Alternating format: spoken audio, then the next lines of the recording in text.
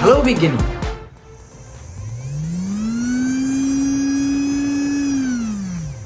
তোমরা যখন এরকম ডিসি মোটর দিয়ে বিভিন্ন প্রকার প্রজেক্ট করো, এই প্রজেক্ট করার সময় এই মোটরগুলোর স্পিড কন্ট্রোল করার জন্য অনেক প্যারা খাইতে হয়।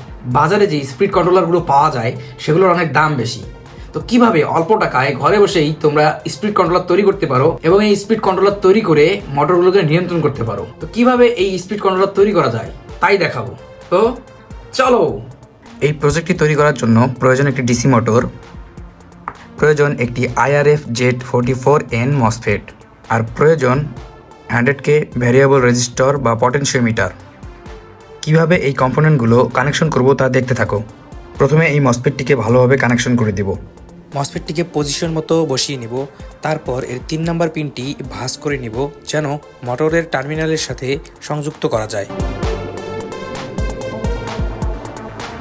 এখন সুপারগ্লুর সাহায্যে মসফেটটিকে মোটরের সাথে সংযুক্ত করে দিব।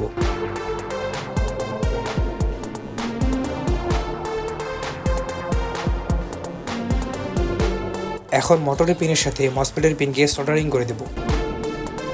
এখন পটেনশিওমিটার অর্থাৎ ভেরিয়েবল রেজিস্টরটি মসফেটের সাথে কানেকশন করে দেব। এখানে খুব ভালোভাবে সোল্ডারিং করে নিতে হবে যেন খুলে না যায়।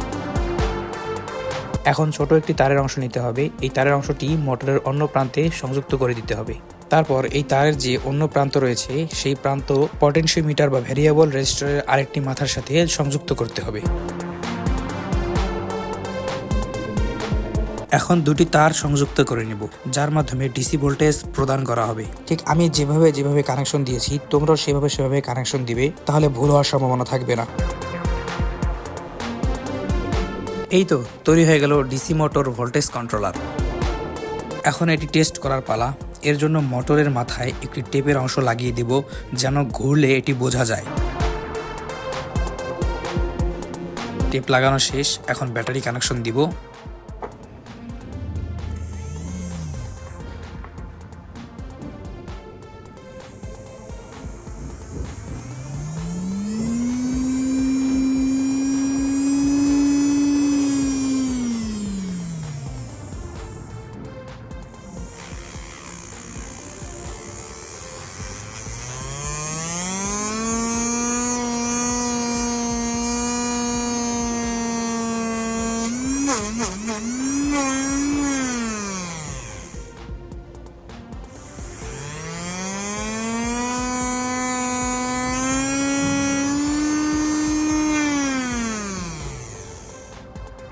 এই তো ঘরে বসেই তৈরি করলাম ডিসি মোটর স্পিড কন্ট্রোলার। তোমরা এভাবে চেষ্টা করবে।